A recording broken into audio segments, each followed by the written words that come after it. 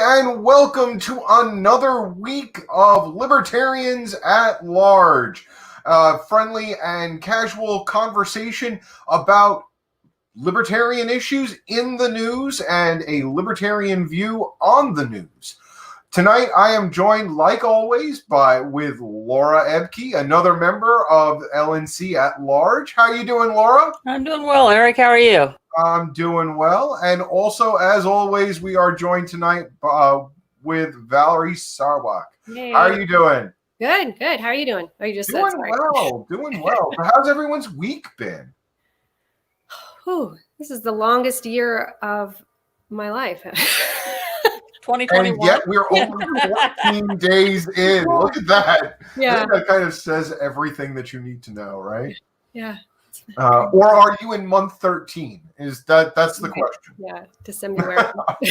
I think we could call this month 13 of 2020. It sort of has that tone.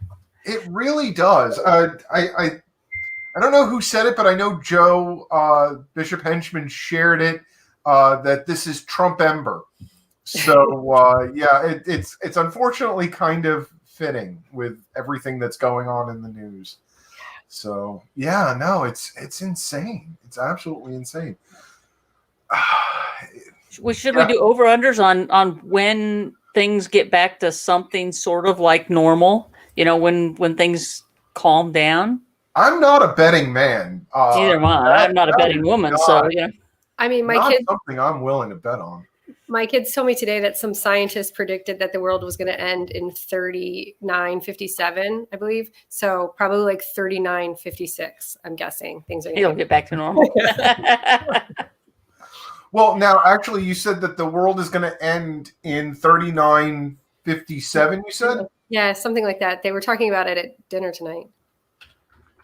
But what year is that? But what I'm calendar? pulling something up.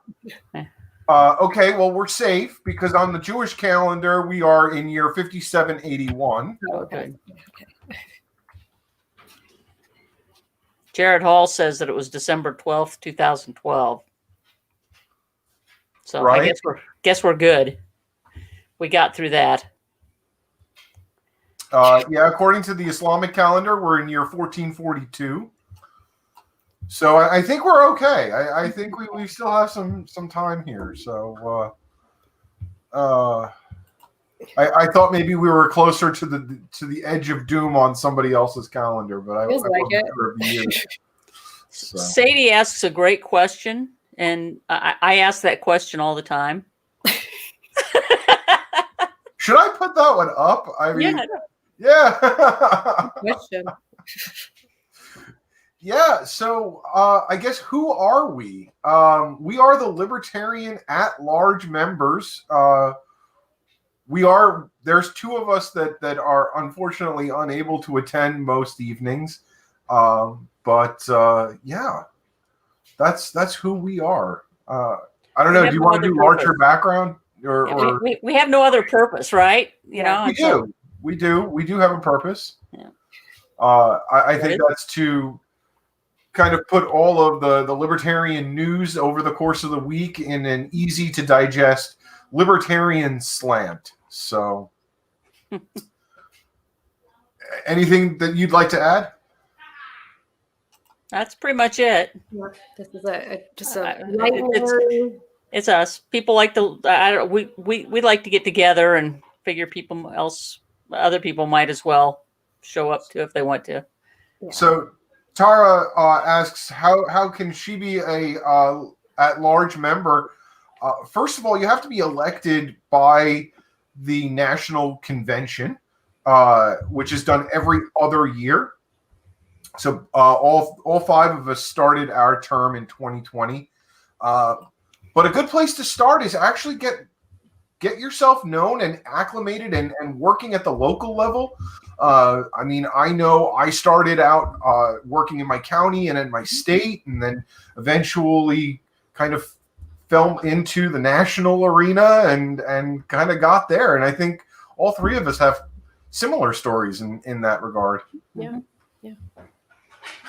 We all take different paths to get there, I think. But definitely.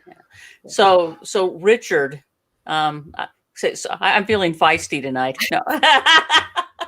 So you want to talk with Richard here? Yeah, well, Richard doesn't like us. He thinks we're, just one step from liberal Democrats. I don't know. I'm not sure that's appropriate. I don't think it's appropriate to say that we are one step from conservative Republicans either. We are different, and we may be the great middle, frankly. Not left, not right, just free. That's right. Yeah, no, I mean, we definitely have a lot in common with both sides of the aisle, and we stand alone on a lot of issues out there too, especially in self-determination and a lot of aspects of freedom, where we feel that you know yourself best, and we don't need to be a nanny state. I think that's a large part of that. We stand alone now in the political arena on that, and I think that's a very, very important aspect to really discuss. Yeah, I do like Holly's comment there. Not in the middle, above. yeah.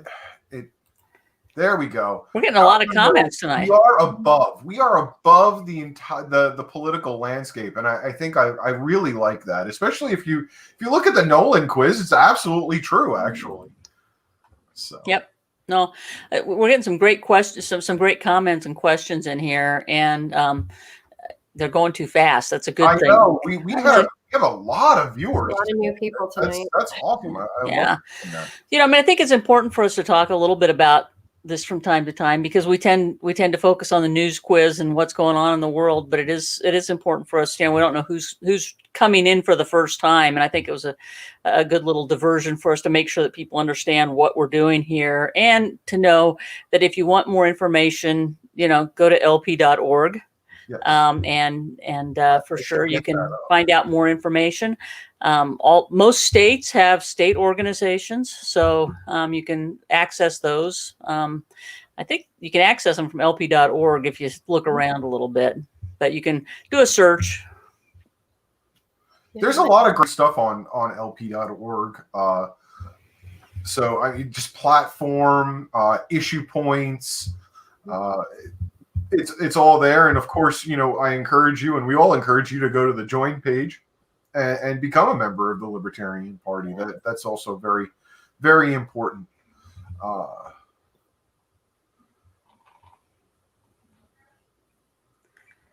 I'm reading the comments, and there are a lot of comments today. I wonder if anything this week had. And here's another great comment from Andy. Republicans are backstabbers. I hope the Libertarians won't let me down. Well, and that's one of the greatest things about the Libertarian Party, I think, is that it's not libertarians, because we believe in self-determination and free will. Libertarians aren't going to be the one that let you down. It would be yourself in a lot of ways. To quote Invictus, which is one of my favorite poems, I am the captain of my ship and the master of my soul. And I think that is a very libertarian view on the world. Well, and I think it's also important to remember, though, that while I come out of the party that stabs you in the back, there's no doubt about it. Every organization consisting of people has its own issues. And so the Libertarian Party is not immune. We're not perfect. We have our own issues, and part of it is, we're growing. We've seen tremendous growth in the last couple of years, and we continue to grow. So, you're naturally going to get some people who, are used to other ways of doing things, or who see things a little bit differently. And you may have some occasional arguments, but I think that libertarians are pretty good at, at coming out on the other end, working together for the most part. So, yeah. Oh yeah. I think that the Libertarian Party, actually, I know the Libertarian Party is the best channel to restore normalcy in this country today. There is no question it should be in no question in anybody's mind that the Libertarian Party is definitely the greatest vehicle to create normalcy back in the United States. Well, I think that the Libertarian, I think you're right. I think the Libertarian Party and Libertarian elected officials can bridge a gap. And that gap is that gap has really become wider and wider over the years, where the R's and the D's, they've picked sides and they won't even talk to each other anymore. And I think libertarians can bridge that gap because we do have things in common with both sides on different issues, but we can find some common ground and bring people back together. And I'm really excited to see what Representative Marshall Burt does out in Wyoming. Both the Republicans and the Democrats are trying to make friends with him. When I switched parties in Nebraska in the legislature, I had the same thing happen.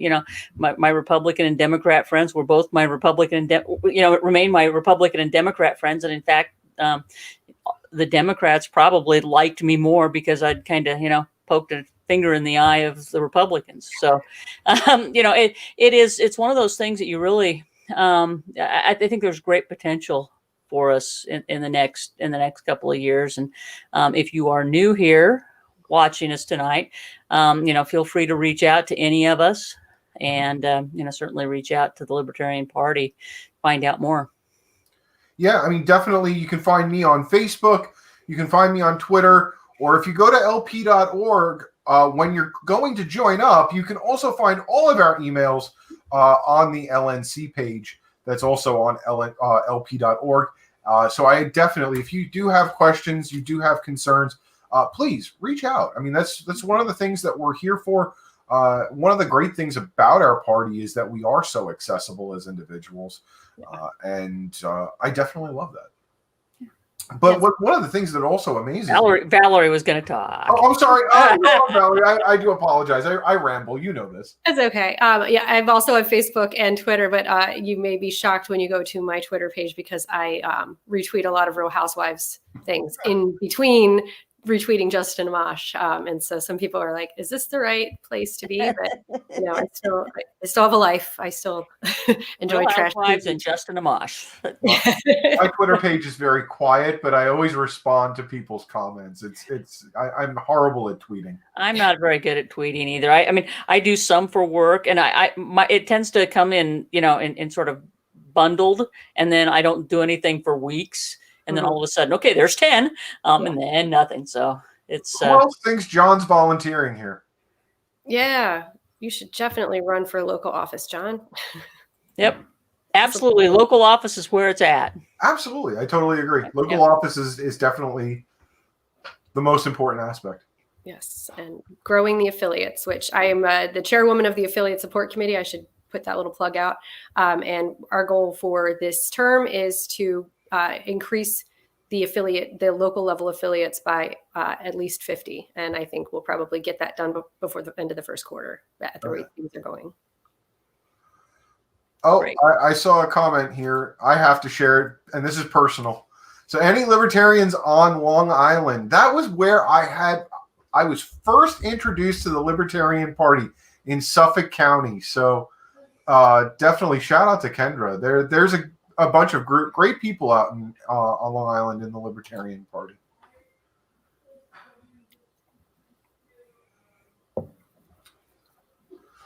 But so talking about the news, and we'll come back to the comments constantly. Yeah. Anything in the news? I mean, it's been a slow news week. Compared to last week. Well, yeah, compared to last week, I think anything's a slow news week. But is there anything that sticks out in anyone's mind? I don't know, like the activities of today. I would like to say something, and I'm sure we're going to go back to this about the impeachment. The shocking thing that I learned this week was how many of our elected officials don't know history and don't really even know what's going on in the world. I can't remember who it was, but I believe it was the congressman from Alabama. And he said, I had to ask my staff today, has any president ever been impeached before? And I was thinking, you didn't know that? You're in the Congress. And Okay. There was an individual who was in Congress, this was a number of years ago, that wondered why the government was giving, well, first of all, kudos to this individual for questioning why subsidies were given. But questioned why cattle ranchers were being given subsidies by the federal government because we could now buy beef in the supermarket. Let that sink in. And these are the people that are representing us in Congress. I'm just going to say that. Little out of touch. Yeah. Well, I mean, questioning subsidies is always a good thing. Absolutely. And hats off to that. but it's the reason that it's the reason that you question. The cattle ranchers are the ones who put the beef in the supermarkets. That's right. Yeah. Really does make you wonder the mentality of some of the individuals in Congress. Yeah. Okay, I was surprised. Okay, as a political scientist and one who has followed these things, I was surprised at the number of Republicans who broke ranks to vote for impeachment, and especially, I mean, the big one. We can boo hiss the last name, but Liz Cheney from Wyoming is pretty remarkable. I mean, she's third in line, third in the leadership of the Republican Party, and so, so the first thing that was triggered for me was the question of what's her end goal. I mean, the Cheneys don't do these things without some strategy. So, well, and I don't know, Valerie, do you have any opinion on that? No, I thought I was shocked. Totally. The way I look at it is the GOP realizes that the time after Trump is at hand. And if they continue trying to hold Trump's hand, their ship is gone. It's underwater already. And they're trying to do anything to bail out and separate themselves from Trump as much as possible and try. And I think it's going to fail utterly, and it's still going to cause a fractured party. But they're trying to return back to business as normal pre-Trump, and it's the cat's out of the bag. Pandora's box is open. Yeah. The problem is you've got a fair number of these new members of Congress who are unapologetic in terms of their Trumpiness, their conspiracy theorist, QAnon, that sort of stuff. I mean, they've really bought into this. I mean, they were probably taking people for tours to give them the lay of the land the other day at the Capitol. Well, but then also look at how many corporations have now ceased donations to individual Republican candidates that were supporting or neutral on the invasion of the Capitol. And Hallmark actually went back to Republican candidates and the GOP and asked for refunds. I mean, this is amazing. The libertarian dream, the free market. Yeah, the free market. Oh, absolutely. Yeah. I was like, oh, this is finally happening. This is a great example of when people say, but my First Amendment right. And okay, well, that is completely different, but that doesn't protect you from the consequences of saying or doing something stupid and how it affects somebody else's opinion. And now they are feeling it. Okay, Katie asks a really good question. I just saw that. I'm already on it. I love it. I love that you and I are seeing the exact same thing. Yeah. But no, I think we do. I really think we do. I think we talk way too much about national politics. Yeah. It's hard not to, because that's the thing that everybody sees. But, I have heard anecdotally, and I had the same thing happen when I was in the legislature in Nebraska. People, Republicans and others, would get mad at one of our senators or a member of the House, and then they'd contact me and say, you need to lead a recall effort. And I've heard anecdotally that the same thing is happening in Wyoming. With Marshall Burt, that people have been contacting him and suggesting. What people don't realize is that there is no recall mechanism for members of Congress. Right. It's called the only thing that you can do is elect them. Congress can kick them out themselves. The House or the Senate can kick them out, but there is no recall mechanism. So let's focus on local stuff. I think that it's critically important, really, that if the national government is going to fall to pieces, and it is sort of crumbling right now, wouldn't you like to know that the people who are in positions of authority, whether you like authority or not, are people closer to you and are responsible legislators and city council members and that sort of thing? Mm-hmm. I am absolutely, first of all, one of the things that I absolutely love in the last 2 weeks is the Libertarian Party is seeing membership levels that are indicative of a presidential election, which is wonderful. But looking at these comments, last week we had so many new individuals that were just joining the party. Mm-hmm. Today, I cannot even tell you how many times I've seen someone say that they want to run. I just love to see that. I absolutely love to see that. And if you're looking to run locally, find out your state party, your local affiliate, your county affiliate, and contact them. See what the structure and the organization is, and start working with them and find out the laws in your state and become a candidate. It's not difficult. I've run for office. Laura has been in office. Valerie, you've run for office too, right? No, I have not.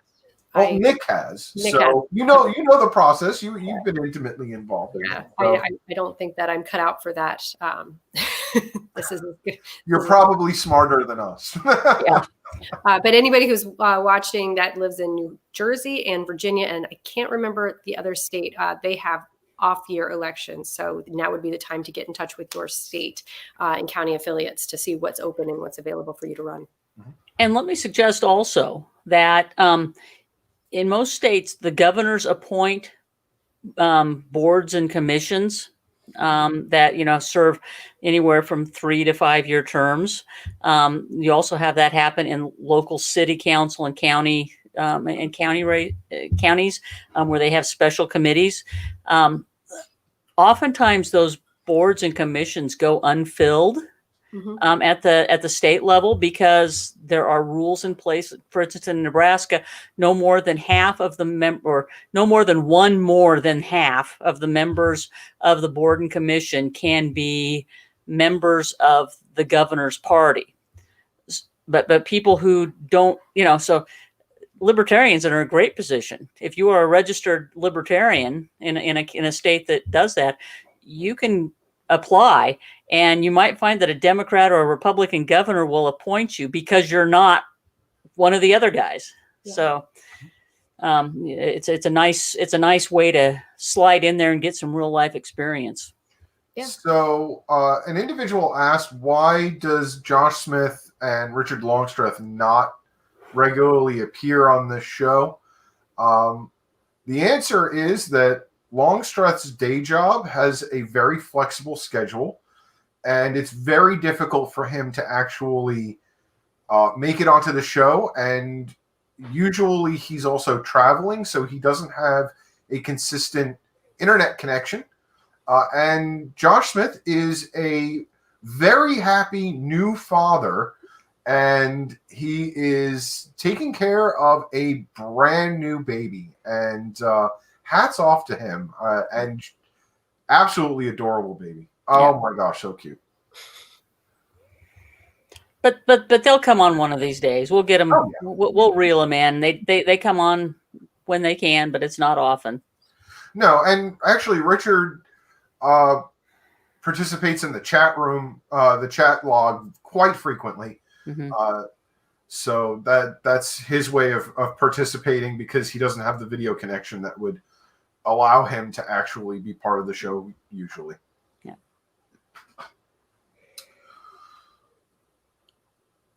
So another thing that's going out in the news right now, I find very interesting. And we've been talking a lot about national politics, and I love international politics. It's kind of my thing. It's my jam. Is everyone aware of what's going on in Hong Kong and in Taiwan over the last week and a half? Very little. Okay.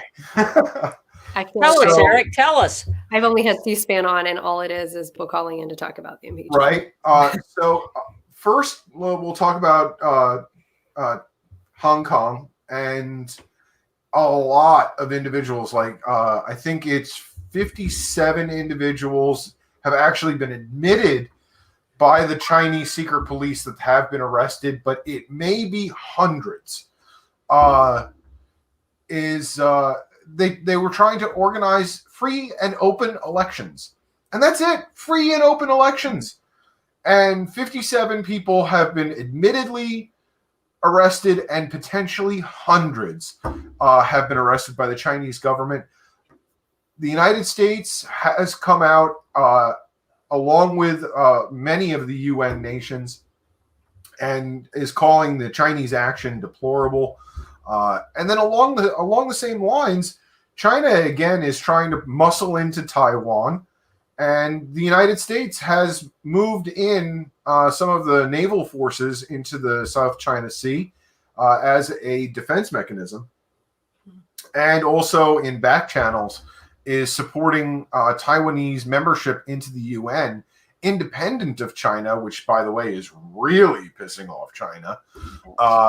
But this is a lot of backdoor politics. This is a lot of under the table politics on an international level between the United States and China, which actually is being played well for the first time in the Trump administration. I'm seeing an international policy that I think has the potential of being effective. And it's unfortunate that it's showing up in his last 14 days of a presidency, which is really sad. We've been messing around with tariffs and regressive taxes and all of this stuff that really has no effect other than potentially helping the Canadian fish market. And we're finally doing something that can actually make a positive change in international relations and international politics. And it's coming so late, it's almost too late. But what are your Better late than never? Do you think it had something to do with how he had been basically blaming all of our problems on China, and so he didn't want to look soft by doing something that was beneficial to bridging that? I kind of think a broken clock's right twice a day. Yeah. I don't have an answer for it, because it departs so radically from his current international policy, but it's working. China really has had to backpedal and move off of Taiwan for the first time in years. Now, they're not giving up claims to Taiwan anytime soon, but they are actually kind of second guessing themselves. But yeah, Michael Smith is also right. Smaller military all brought home would be wonderful. But we need to do that in a way that doesn't destroy us too. So, that's the ultimate goal, is a small military that's all brought home. But ripping a bandage off a wound is usually not a good idea. Yeah. Holly raises some interesting questions here, dragging us back to some sort of domestic stuff. Okay. But she talks about, talking to people who've tried to start their own business, small businesses and entrepreneurs and things like that. And you quickly discover the swamp that keeps the free market from taking root in the community. You're absolutely right. That's something that I think libertarians could all agree on, that it's time to decrease regulation, that it's time to make it easier for people to, make their own way in the world. I get to do that every day in my job, because I focus on regulatory reform and occupational licensing reform, something that a lot of states are doing. something called a regulatory sandbox. And the idea behind that is that it it's not perfect free market, but it's more free market. It relieves some of the barriers that you find in regulation. And it says, okay, if you are inside this box, you can play around in here and we can figure out what works. And you can be innovative inside the box. And, that's something that a lot of kind of libertarian think tanks are promoting. And, if anybody ever has any questions about things like that, shoot me an email. I'd be happy to get you some information for your state. Well, occupational licensing is horrific. Absolutely horrific. Yeah. I'm a small business owner. I'm a home inspector. And occupational licensing is in 47 out of 50 states. For your occupation. For my occupation. Yes. Yeah. And it doesn't transfer, right? Like you can't go do it in another state. You have to get a new license. Yeah. Most places. Yeah. Actually, with home inspection, there are states that grant reciprocity to some states. It's really weird. And the whole occupational licensing, well, don't get me started. The whole occupational licensing framework is crazy because you have some that are just, totally arbitrary. One side of the river, they require 3,000 hours of training for something. And on the other side of the river, it's 1,500, depending on, we have that in Nebraska and Iowa. And it's totally arbitrary. I mean, you can't get you mean you're going to get a better haircut on the other side of the river? Yeah, I mean, Michael makes a great point. There are all sorts of subcategories for licenses. I mean, it's just, it is a never-ending problem, and libertarians can make great headway just going to their state legislators and trying to chip away at the, at the occupational licensing regime. Well, in North Carolina, you need an occupational license to determine the sex of a chick at hatching. Oh my god! It's yep. And you need an occupational license to be a chicken sexer. So many states have like 3,000 plus hours to do hair braiding. That was the one thing. I mean, this is it comes down to occupational licensing, go back to Jim Crow laws and things like that as well. Yep. I think everybody knows that. But to be a police officer, it's only like 300 hours or something. Yeah. And you carry a gun and they're just braiding hair. Yeah.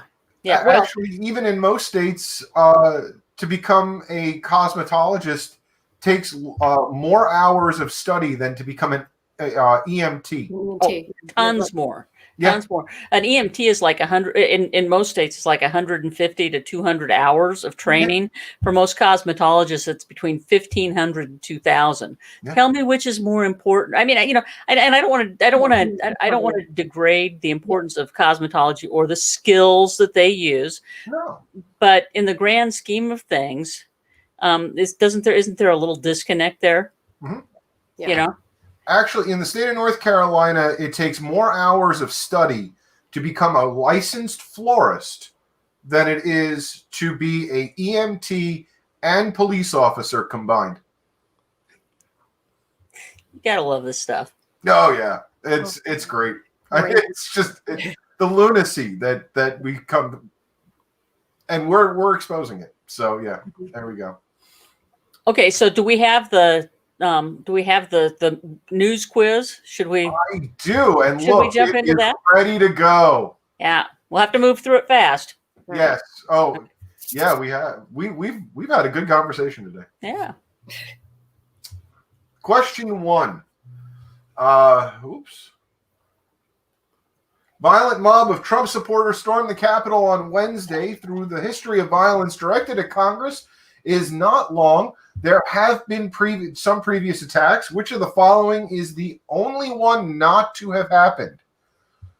The British burned the Capitol in 1814. Representative Preston Brooks brutally caned Senator Charles Sumner in 1856. A former professor of German at Harvard set off dynamite in the Capitol in 1915 to protest the United States' wartime aid to Britain. Puerto Rico nationalists shot 5 members of Congress in 1954, or Vietnam War protesters set fire to a Senate hearing room in 1969. Any guesses? Or do we know? I don't know. I know that the first 2 are true. Okay, so we could take the first 2 off and know that the third one is, well, the fourth one is true. I know. Fourth one is true. Yeah. And actually, I know the third one is true. Okay. Well, so it must have been Vietnam, huh? So let's see if we're right. Yep. Yay. Teamwork. Our collective knowledge comes through because I wasn't sure. Vietnam protesters did not set fire to the Senate hearing room, but all the others did actually happen. I always like the caning story. Oh, the caning story is one of my favorites. I mean, it's violent, it's horrific, but yeah, it does have an entertainment value. That's right. Who said the following to a rally of Trump supporters hours before some of the protesters entered the Capitol? Republicans are constantly fighting like a boxer with his hands tied behind his back.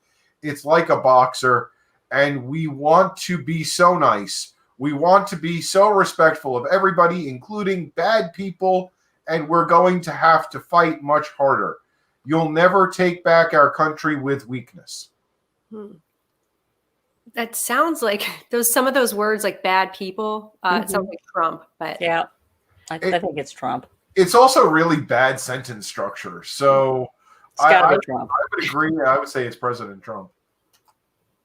Yep. Unfortunately, yes. President Trump is the one who said it. We're on a roll. Okay.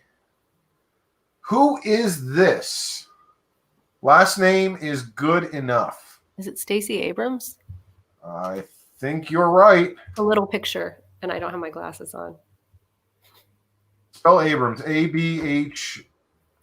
No. A-B-R-A-H-M-S, maybe? Say that one more time, Laura. A-B-R-A-H-M-S. I don't know if it's got the H in it or not. It's telling me spelling error, so probably not. Okay, get rid of the H.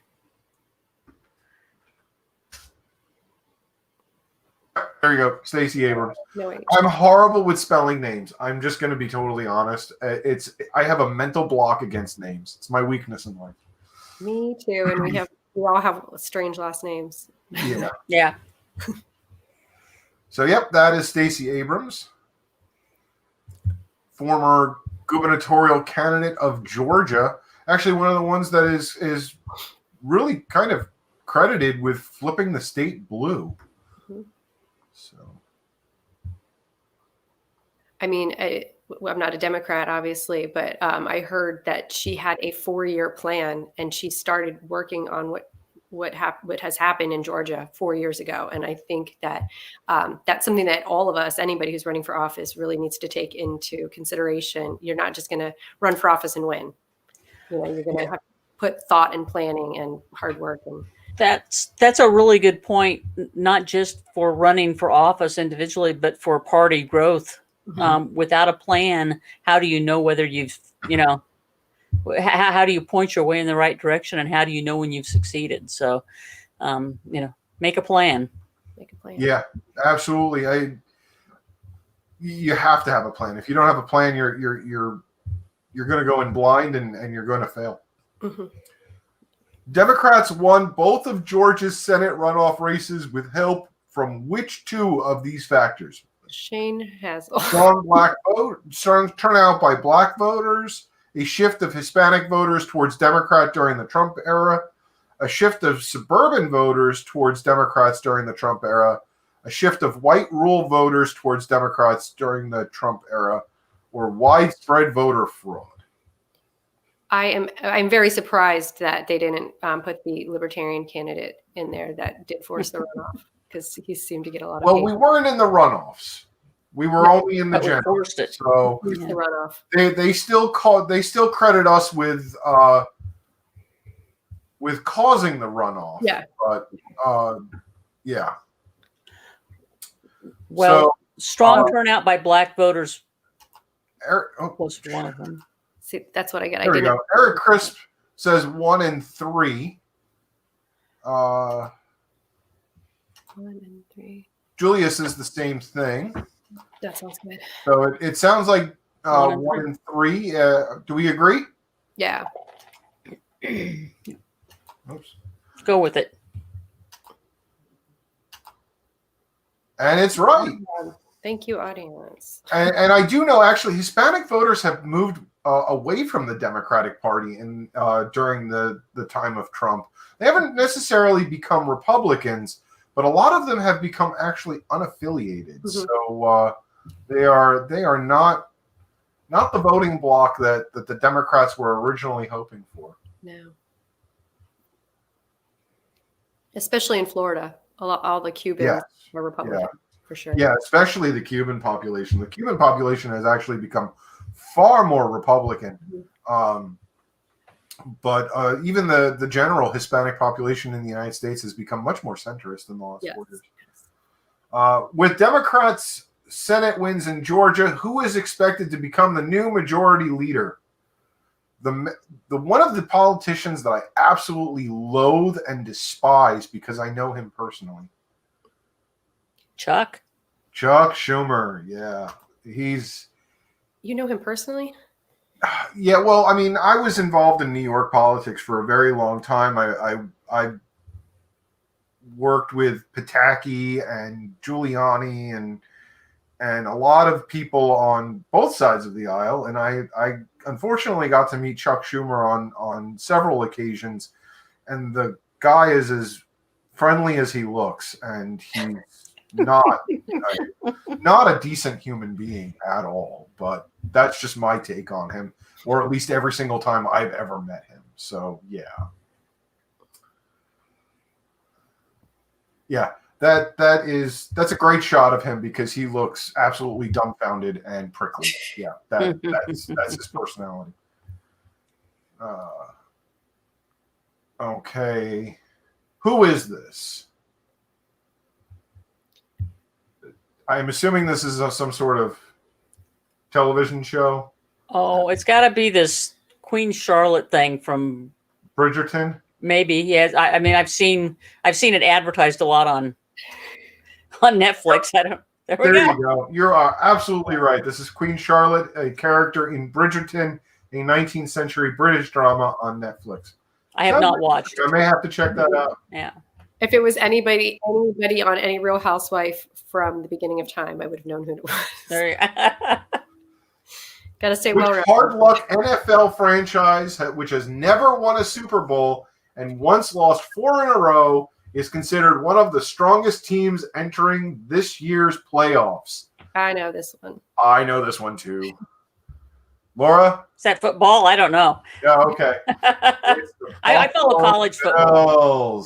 Bills. I am so excited. I mean, I'm a diehard Jets fan, have been since I was about knee high to a grasshopper. But I am so happy for Bills fans because Bills fans are probably the only people more than Jets fans that if they say they're a fan of an NFL team, they really mean it because it's tough. It's really tough. Duck through thick and thin, and I'm excited. If you're a Bills fan, you are a Bills fan. I mean, that is woo. But yeah, no, they've actually had a great season. Yeah. This looks like an Eric question. I'm excited. Several Persian Gulf countries, including Saudi Arabia, signed an agreement this week to end a 3-year blockade of Qatar after having previously accused Qatar of supporting terrorism and drawing close to Iran. Saudi Arabia has also reopened its border with Qatar, which actually was hugely surprising. But it's also distracting and allowing Saudi Arabia to put its efforts in other areas like Yemen. But that's another story. Which of the countries on this map is Qatar? Does anyone have an idea of which one is Qatar? Because we all know that my love of international politics gives me an unfair advantage. D. You're saying D? Yeah, because that's what everybody else is saying. Yep, you are absolutely correct. It is absolutely D. I had no idea. Qatar is a small country of less than 3 million people whose only land border is with Saudi Arabia. Next year, it'll host the Men's World Cup in soccer, which actually it'll probably have the highest private security force ever for any World Cup's event, because there is so much terrorist threats in regards to it. Wow. Sounds like a bad idea to play there. Dan is questioning your pronunciation. Qatar. Qatar or Qatar? I've seen it both ways. I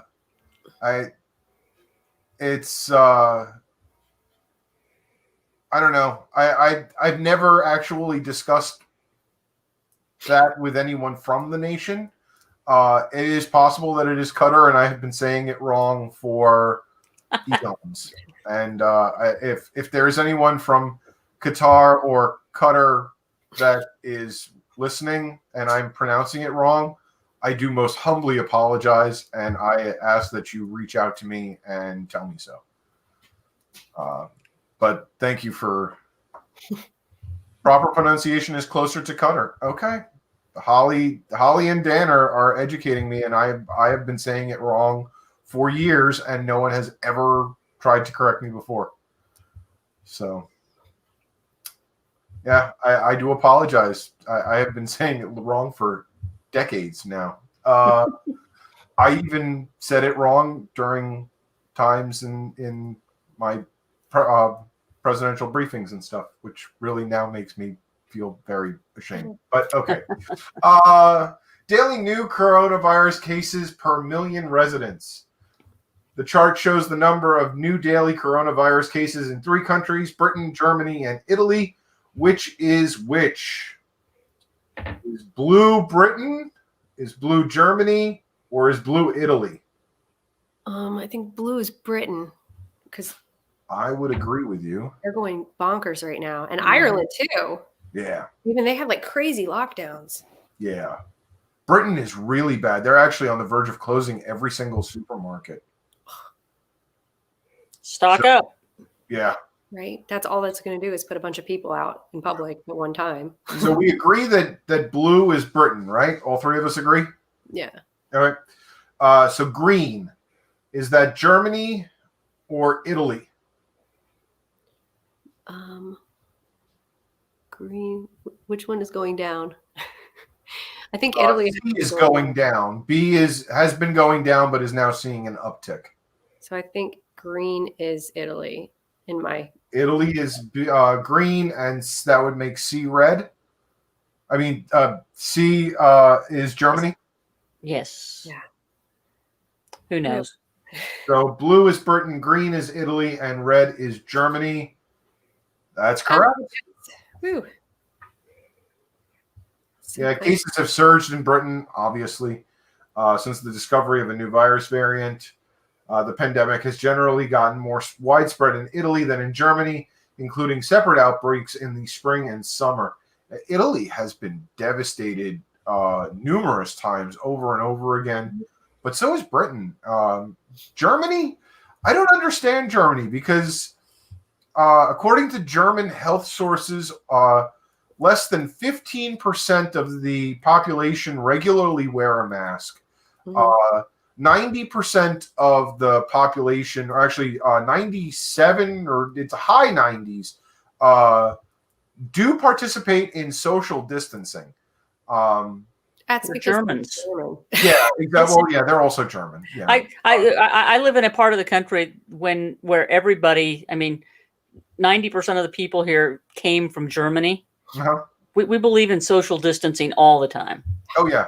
Yeah. Well, so I'm Estonian and Finnish, and the joke in Finland is that we're waiting for these 6-foot rules to end so we can actually move further apart again. So, yeah.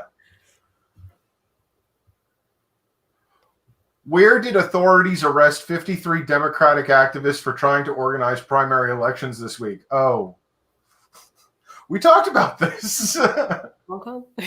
Must be Hong Kong. Hong Kong. Thank you for spoiling the news quiz. because I wouldn't have known that otherwise.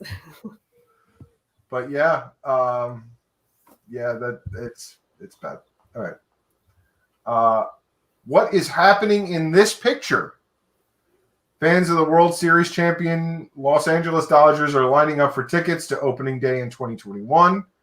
General Motors is showcasing new cars that have been unable to sell during the pandemic. People in California are lining up for drive-through coronavirus testing. People in San Diego are celebrating New Year's Eve by driving slowly in circles while honking. Or residents of Georgia are lining up at a safe distance to vote in this week's runoff elections. What do we think is going on there? Looking at the background and seeing the mountains, I would probably say that we can eliminate Georgia. Yeah. I think I'm very confident on that one. I feel like I heard or saw something about drive-through testing.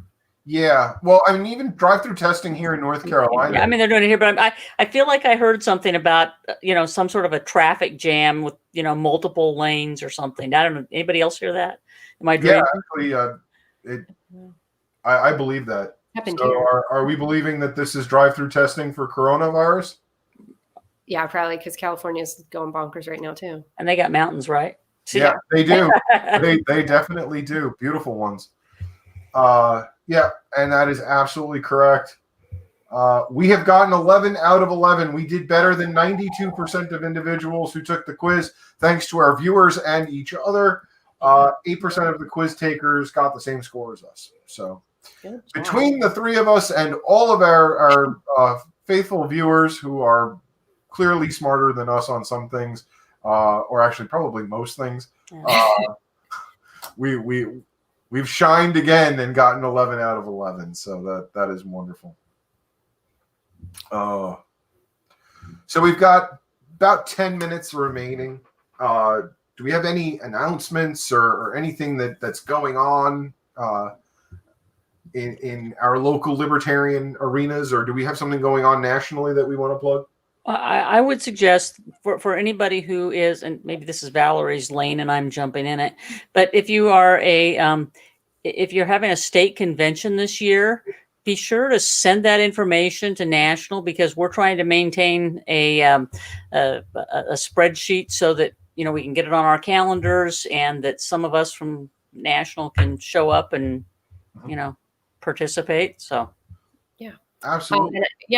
Arizona will be happening in just next week, next Saturday. Arizona State Convention, 23rd, isn't it?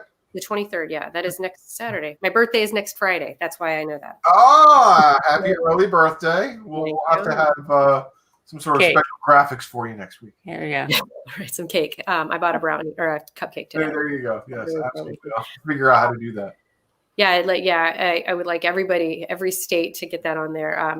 And if you are interested in starting an affiliate for your state, get in touch with your state leadership and let me know, so that we can make sure you have the information for our scholarship program that is going to launch shortly after tax day. Well, I will tell you, in my old legislative district, there's 4 counties, and we are having our first LP meetup for those 4 counties, and those 4 rural counties. So I've been participating in the Lancaster County up near Lincoln, but these are 4 rural counties, and they decided to come together and try to put something together here. So nice. And a lot of counties in North Carolina, some have already started meeting, but a lot more will be meeting in February. So if you're in North Carolina, I know like Durham County and Orange County will start up meeting up in February, maybe some of them in March. I don't know. But they're all gearing up to start regular meetings again, because things are finally being allowed. So, oh my gosh, the entire ridiculousness of gubernatorial orders around this country, locking stuff down and eliminating, just even if you're smart, we had a plan. We had national convention in Orlando. We had over 400 people come together who all were part of the plan, knew the plan, followed the plan, and not one case of corona occurred. Yeah.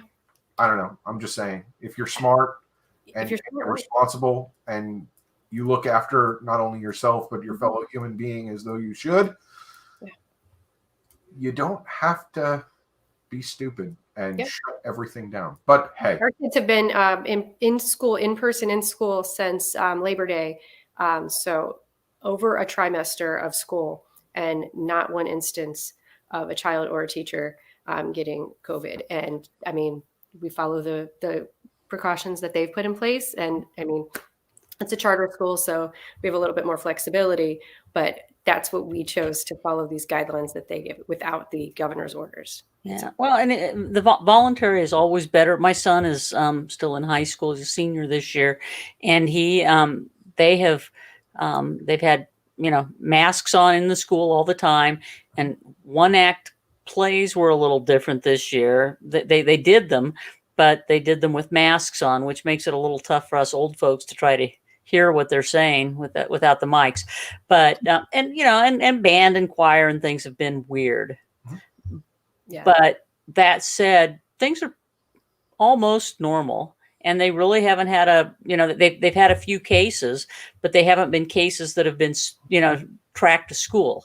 When they've done their contact tracing, it's somebody that went to some family gathering or went to some party, picked it up, and they were in school, but they didn't spread it to people in school because everybody's wearing masks. So, Yeah. James Lane said it great. You've seen a lot of libertarian events in 2020 with tons of people not wearing masks. Masks are a simple thing to do. It shouldn't be a mandate, but people should be doing it willingly. Absolutely. I totally agree. If we are given good information and we are responsible individuals, it should be a no-brainer. It should be done. It's like returning a cart to the corral when you're done shopping at the grocery store. There you go. You are responsible and respectful. You return the cart. If not, you leave it behind someone else's cart. And that's about it. Yeah. No, it's a good thing. Yep. Yeah. Absolutely. And there are far more responsible people out there that will do the right thing if they know what to do and they have faith in what to do and they have been given good information. The vast majority of individuals in this country will do the right thing. It's the simple aspect.